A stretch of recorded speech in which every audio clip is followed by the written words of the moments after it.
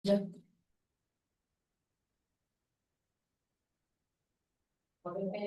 Assalamualaikum warahmatullahi wabarakatuh. Waalaikumsalam warahmatullahi wabarakatuh.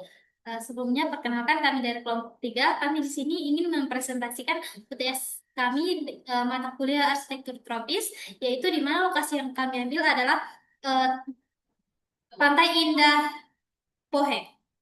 Baik, sebelum itu perkenalkan saya Nur Aini dengan NIM 551423025 dan rekan saya. Saya Serina Faradila Rumuat dengan NIM 55142310. Saya Nika Rahmadani Asiking dengan NIM 55142313. Saya Muhammad Kamal dengan NIM 5514230024. Baik, kita masuk ke materi yang pertama.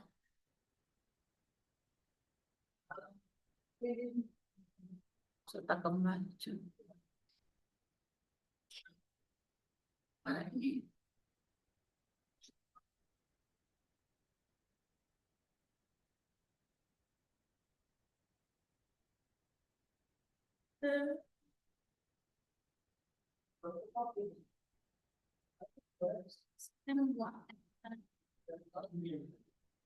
Baik, saya langsung masuk saja untuk materi pertama, yaitu latar belakang. Pantai Indah Pohe merupakan kawasan pesisir di area Gorontalo, di mana terbagi atas dua fungsi, yaitu sebagai tempat tinggal dan juga area wisata. Namun hal ini menyebabkan banyak permasalahan seperti permasalahan abrasi, rob, dan lain-lain. Sehingga kami di sini membutuhkan arsitektur tropis untuk menjadi solusi dari permasalahan tersebut. Di mana tujuan kami yaitu yang pertama menjadikan Pohe bukan hanya sebagai tempat bermukim namun juga bermanfaat sebagai sumber daya ekonomi bagi masyarakat sekitar dan juga menerapkan prinsip arsitektur tropis pesisir untuk menghadapi permasalahan abrasi pantai, kemudian menghasilkan desain rumah tropis yang dapat menyesuaikan dengan kondisi lingkungan, dan yang terakhir adalah memanfaatkan material alami dengan dalam penerapan gaya desain. Baik, untuk kondisi lingkungan untuk suhunya itu yaitu 27 hingga 33 derajat Celcius atau dalam kurung itu tropis lembab. Untuk kelembapan itu 80 sampai 85%, arah angin dari laut ke darat. Untuk topografinya itu datar untuk area pantai dan juga naik pada area bukit. Kemudian untuk ancamannya itu pasang air laut, abrasi, atau badai musiman. Baik, saya serahkan ke pemateri selanjutnya. Oke, kita masuk ke tipologi bangunan pesisir, yaitu pertama ada rumah panggung kayu, dan kedua atap tinggi untuk sirkulasi udara, dan ketiga memiliki teras sebagai tempat bersosialisasi, dan keempat orientasi pada bangunan ini mengikuti arah angin dan matahari, dan keempat memiliki nilai kultur dan kearifan lokal. Masuk pada strategi desain pasif. Baik, masuk pada strategi desain pasif untuk efisiensi energi dan kenyamanan termal, ventilasi silang alami dari dua arah angin laut, atap tinggi, dan overhang lebar untuk menahan panas. Kemudian material ringan dan mudah diganti seperti bambu, kayu, atau kelapa. Kemudian struktur panggung menghindari rob dan kelembaban tanah, dinding berpori agar sirkulasi udara tetap lancar. Berikut adalah contoh material lokal yang eh, atau tradisional yang bisa digunakan, bisa diperlihatkan di gambar seperti ada kayu pohon kelapa, atap lumbia dari daun sagu atau kelapa, kemudian ikatan rotan, batang bambu, warna getah pohon. Berikutnya akan dilanjutkan oleh rekan saya.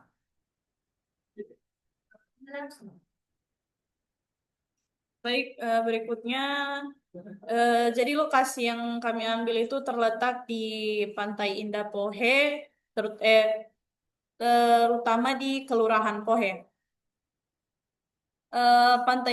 Kriteria Pantai Indah Pohe itu yang pertama kawasan pesisir aktif dengan masyarakat nelayan tradisional. Yang kedua tersedia akses ke laut, dermaga dan area wisata.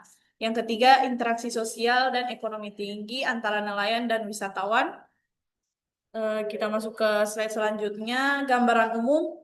berada di Kecamatan Huluntalangi, Kota Gorontalo. Lingkungan padat namun memiliki potensi wisata pesisir yang besar. Rumah-rumah nelayan banyak berdiri di tepi pantai dan menjorok ke laut. Berikut adalah peta Provinsi Gorontalo. Kita masuk ke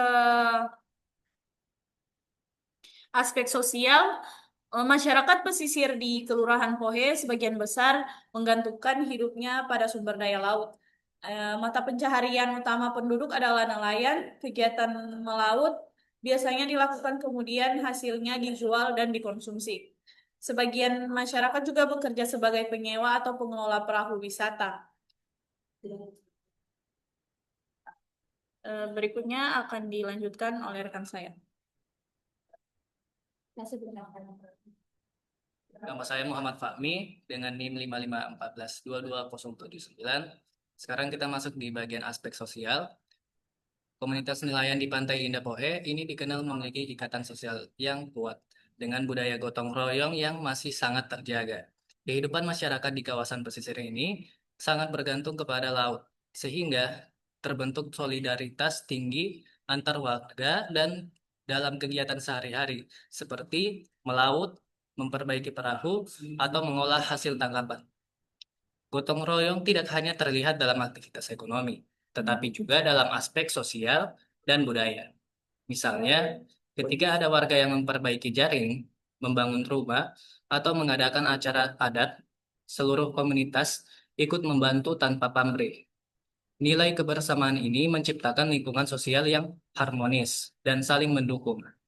Selain itu, kedekatan dengan alam dan aktivitas pesisir menjadikan masyarakat Pohe memiliki pengetahuan lokal wisdom yang kaya, terutama dalam hal pengelolaan sumber daya laut dan juga adaptasi terhadap perubahan iklim.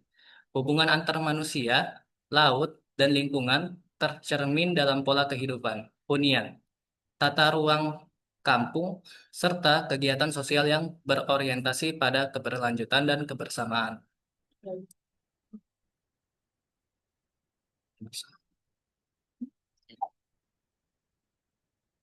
Dan ada aspek budaya, tradisi tolak bala laut, dan syukuran panen ikan. Tradisi tolak bala laut merupakan ritual adat masyarakat nelayan di Pantai Indah Pohe yang dilakukan sebagai bentuk permohonan keselamatan bagi para nelayan sebelum memasuki musim melaut. Biasanya dilakukan secara gotong royong di tepi pantai, dipimpin oleh tokoh adat atau imam kampung.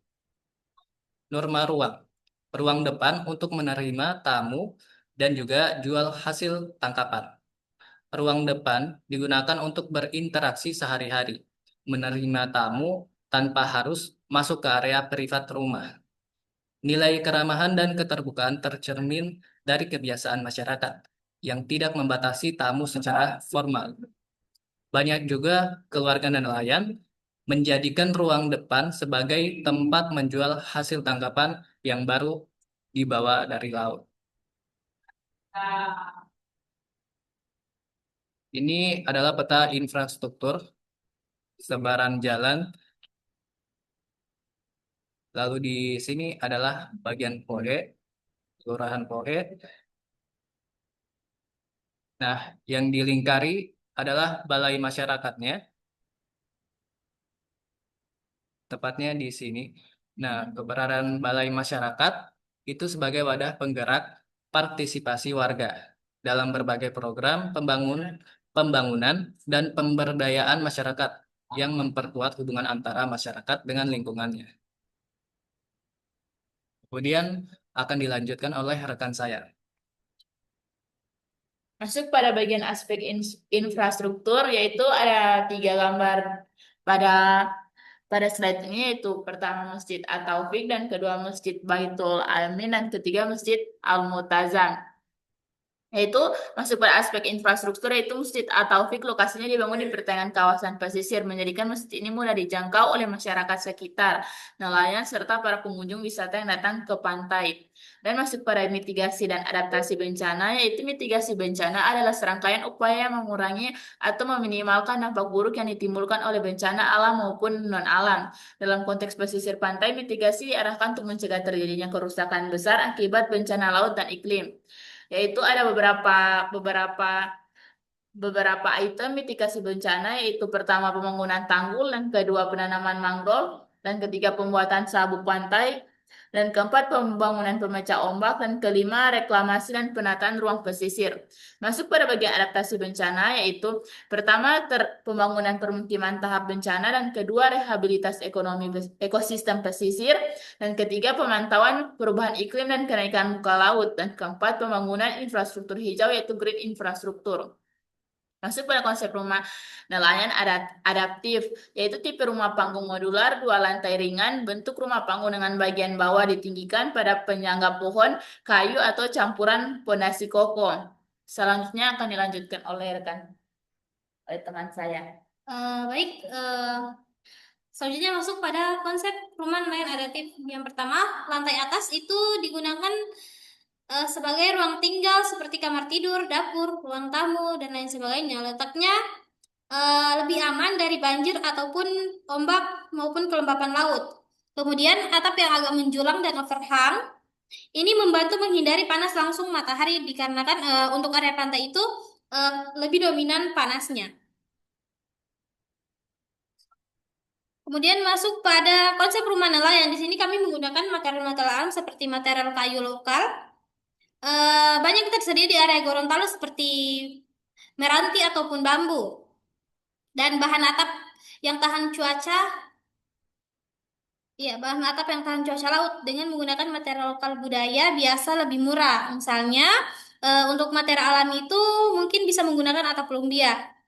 Untuk penggunaan warna itu penggunaan warna untuk apa? Warna alami dari kayu tersebut. Ini konsep rumah nelayannya itu rumah panggung. Kenapa? Karena biasanya kalau menggunakan tembok-tembok itu seiring berjalannya waktu, maka hal itu akan merusak karena ombak laut maupun abrasi pantai. Jadi kena rumah panggung itu menjadi salah satu solusi sehingga air laut itu tidak langsung masuk ke dalam rumah, dan juga untuk material alami itu akan mudah diganti apabila terjadi kerusakan. Jadi kira-kira seperti ini ilustrasinya.